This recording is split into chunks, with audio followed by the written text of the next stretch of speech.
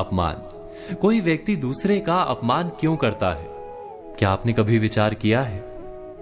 वैसे तो हम भी बिना कारण बहुतों का अपमान करते हैं। हमारा अपना अपमान भी बहुत बार होता है। संसार का सारा व्यवहार एक दूसरे का अपमान करने पर टिका है। जैसे पति अपनी पत्नी का अपमान करता है, पिता अपनी संतानों का अपमान करता है, नौकरी देने वाला अपने नौकर का अपमान करता है, अर्थात जो भी बलवान है वो निर्बल का अपमान करता है। यदि हम शक्तिमान हैं तो अपमान के बदले में लड़ाई करते हैं, और यदि लड़ने की शक्ति नहीं होती तो हम अपमान सह लेते हैं, स्वयं को निर्बल और असहाय मान लेते हैं। हमें छोटे होने का एहसास होता है। ऐसा प्रतीत होता है जैसे हमारी आत्मा कुचली गई हो। किंतु कोई किसी का अपमान क्यों करता है? हम विचार कर रहे थे कि जब अपमान होता है तो मनुष्य को अपनी निर्बलता का एहसास होता है, और निर्बलता का बोध मनुष्य को कुचल देता है। वो अधिक से अधिक निर्बल बन जाता है, अत्याचार सहने की आदत सी पड़ जाती है, आत्मविश्वास का नाश हो जाता है। और जब आत्मविश्वास नहीं होता तो मनुष्य शराब और जुए जैसे व्यसनों में सुख ढूंढता है, मन से रोगी बन जाता है। आखिर किसी भी मनुष्य की ऐसी दुर्गति कोई क्यों करता है? अपमान करने वाला वास्तव में क्या सिद्ध करना चाहता है? कभी गहराई से विचार किया है?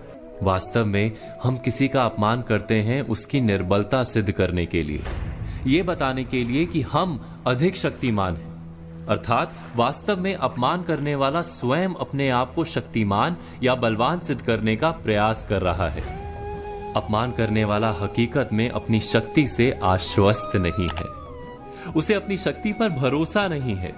दूसरों को चुनौती देकर वो अपनी शक्ति पर विश्वास प्राप्त करने की कोशिश करता है।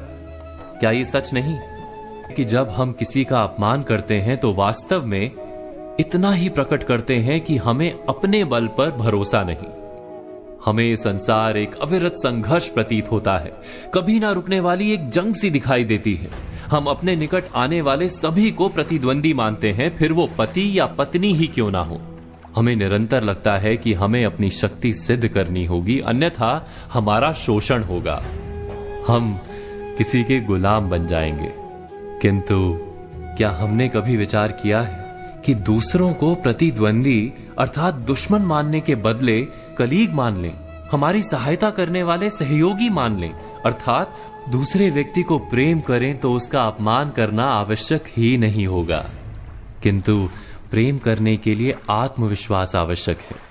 जिसे अपनी शक्ति पर विश्वास नहीं, वो प्रेम कर ही नहीं सकता। अर्थात जिसका हृदय आत्मविश्वास से भरा होता है, ना वो अपमान करता है, ना अपमान को स्वीकार करता है। क्या ये सत्य नहीं? इस तथ्य पर विचार अवश्य कीजिएगा।